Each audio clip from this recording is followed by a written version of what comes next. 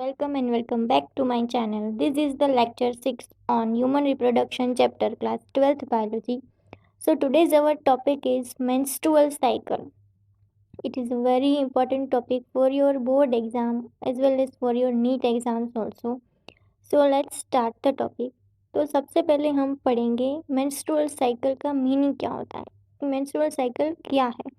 The reproductive cycle in female primates की जितने भी फीमेल प्राइमेट्स हैं like female monkey, female apes, then human female हो गया, इन सब में जो रिप्रोडक्टिव साइकिल चलती है इसे बोलते हैं मेंस्ट्रुअल साइकिल।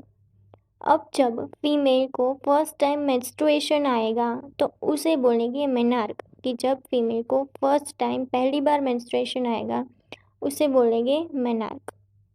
अब साइकिल की रिपीटेशन किस तरह से होती है कि at an average interval of 28 to 29 days की 28 टू 29 डेज पे ये साइकिल रिपीट होती है। अब क्या होगा, the cycle of event starting from one menstruation till the next one is called menstrual cycle. कि एक साइकिल के बाद जब दूसरी साइकिल चालू होगी तो इन दोनों साइकिल के बीच के पीरियड को क्या बोल सकते हैं, मेंस्ट्रुअल साइकिल बोल सकते हैं। अब मेंस्ट्रुअल साइकिल जो है वो 3 फेजेस में चलती है। First is menstrual phase, second follicular phase and then luteal phase. अब हम पढ़ेंगे मेंस्ट्रुअल फेज में क्या होता है। मेंस्ट्रुअल फेज जो है वो 3 से 5 दिन तक चलता है और ये 3 से 5 दिन तक क्या होता है, वजाइनल ब्लीडिंग होती है, यानी कि इसको हम ब्लीडिंग पीरियड भी बोल सकते हैं। ये 3 से 5 दिन का टाइम जो है उसे हम ब्लीडिंग पीरियड बोलेंगे। अब इसमें क्या होगा कि break down and removal of the endometrium along with its blood vessels in the form of vaginal bleeding. कि इसमें क्या होगा कि जो यूट्रस की इनर मोस्ट लेयर है एंडोमेट्रियम वो ब्रेक डाउन होगी और वो रिमूव हो जाएगी through vagina with its blood vessels, और इसके कारण क्या होगा, वजाइनल ब्लीडिंग होगी। तो मेंस्ट्रुअल फेज में क्या होगा, वजाइनल ब्लीडिंग होगी और इस वजाइनल ब्लीडिंग को हम बोलेंगे menstruation. Then second phase, it is very important phase, this is follicular phase. ये 8 से 9 दिन तक चलता है। मेंस्ट्रुअल फेज चला 3 से 5 दिन तक, अब 8 से 9 दिन तक चलेगा फॉलिक्यूलर फेज। इसमें क्या होगा कि हमारे हाइपोथैलेमस में से, फीमेल के हाइपोथैलेमस में से जीएनआरएच रिलीज होगा। What is GnRH? Gonadotropin releasing hormone release होगा और इसके रिलीज़ होने से क्या होगा कि एंटीरियर पिट्यूटरी जो है हमारी स्टिमुलेट होगी। अब एंटीरियर पिट्यूटरी स्टिमुलेट होकर क्या रिलीज़ करेगी, ये 2 हार्मोन रिलीज़ करेगी, that is FSH and LH, follicle stimulating hormone and luteinizing hormone. अब जो एफएसएच और एलएच रिलीज़ हुए हैं वो क्या करेगी, ये ओवेरियन फॉलिकल्स पे एक्ट करेंगे। अब ओवेरियन फॉलिकल्स कौन से, कि जो फीमेल की ओवरी में होंगे। इसके पहले हमने oogenesis में पढ़ा था कि बर्थ से प्यूबर्टी तक ओनली 60,000 से 80,000 तक ओवेरियन फॉलिकल्स बचते हैं। तो एफएसएच और एलएच उनमें से 6 से 7 फॉलिकल्स पर एक्ट करेगा और उन 6 से 7 फॉलिकल्स में से एक फॉलिकल मैच्योर बनेगा। अब एफएसएच क्या करेगा कि ये फॉलिकल का डेवलपमेंट कराएगा, कि पहले प्राइमरी फॉलिकल बनाएगा, देन सेकेंडरी, टर्शियरी और फिर बनाएगा फुल्ली मैच्योर ग्राफियन फॉलिकल। अब नाम में ही एफएसएच फॉलिकल को स्टिमुलेट करेगा, फॉलिकल स्टिमुलेटिंग हार्मोन है ये। अब ग्राफियन फॉलिकल बन चुका है, एफएसएच ने ग्राफियन फॉलिकल बना दिया है, तो अब ग्राफियन फॉलिकल क्या रिलीज करेगा, एस्ट्रोजन को रिलीज करेगा। एस्ट्रोजन के रिलीज होने के कारण क्या होगा कि बॉडी में एस्ट्रोजन का अमाउंट बढ़ता चला जाएगा। तो अब एस्ट्रोजन क्या करेगा कि एंटीरियर पिट्यूटरी को नेगेटिव फीडबैक देगा। एस्ट्रोजन कहेगा कि अब मेरा अमाउंट बढ़ रहा है, तो एंटीरियर पिट्यूटरी एलएच और एफएसएच का अमाउंट बंद कर दो, एफएसएच और एलएच को रिलीज करना बंद कर दो, कि मेरा अमाउंट बढ़ रहा है इसलिए। अब एस्ट्रोजन का काम क्या होता है कि ये रीजनरेशन ऑफ एंडोमेट्रियम करता है, यानी कि ये एंडोमेट्रियम को फिर से बनाता है। जो एंडोमेट्रियम मेंस्ट्रुअल फेज में टूट गया था, ब्रेक डाउन हो गया था, अब फिर से उसको बनाना तो पड़ेगा, तो उसे रीजनरेट करता है एस्ट्रोजन।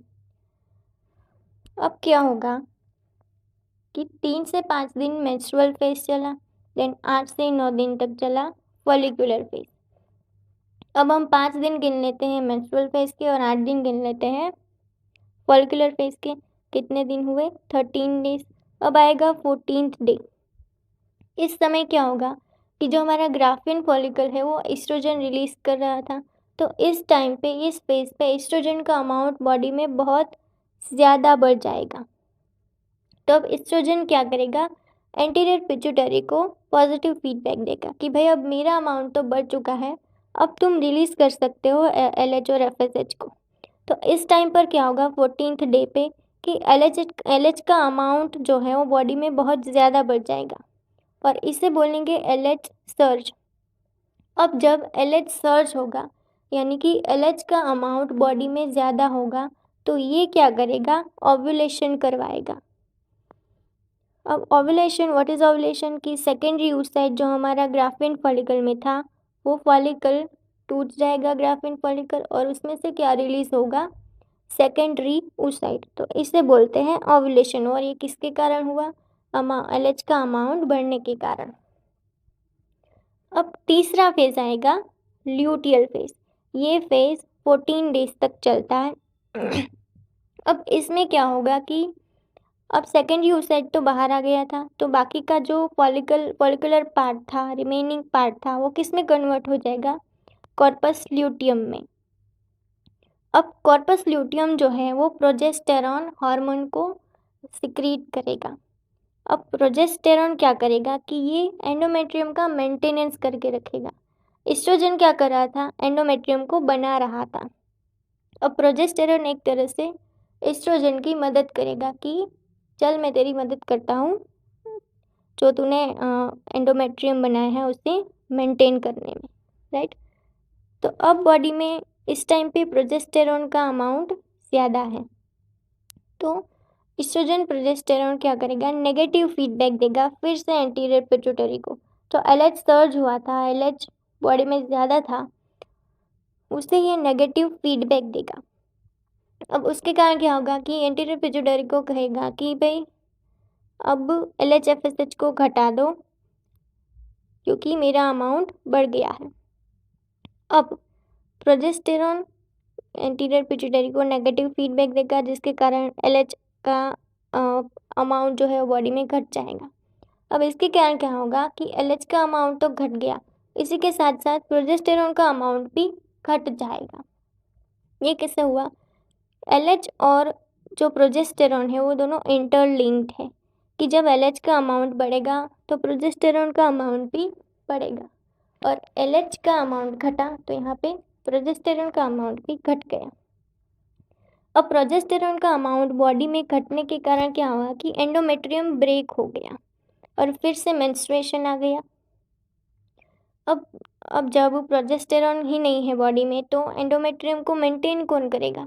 अब मेंटेनेंस ना होने के कारण एंडोमेट्रियम ब्रेक हो जाता है और मेंस्ट्रुएशन आ जाता है। और जो हमारा सेकेंडरी oocyte जो ओव्यूलेशन के बाद फैलोपियन ट्यूब में गया था वो भी मेंस्ट्रुएशन में रिलीज हो जाता है। और अगर जो हमारा एंडोमेट्रियम ब्रेक नहीं होता है तो फर्टिलाइजेशन हो जाता है और ज़ाइगोट बन जाता है, तो एंडोमेट्रियम ब्रेक नहीं होता और उसमें इम्प्लांटेशन हो जाता है। तो सबसे पहले क्या आया था? मेंस्ट्रुअल फेज, और उसमें क्या हो रहा था? मेंस्ट्रुएशन हो रहा था, और लास्ट में कहाँ पे आके रुका? मेंस्ट्रुएशन पे ही आके रुक गया। तो this is the whole menstrual cycle. So if you like my content, please like, share and subscribe to my channel. Thank you.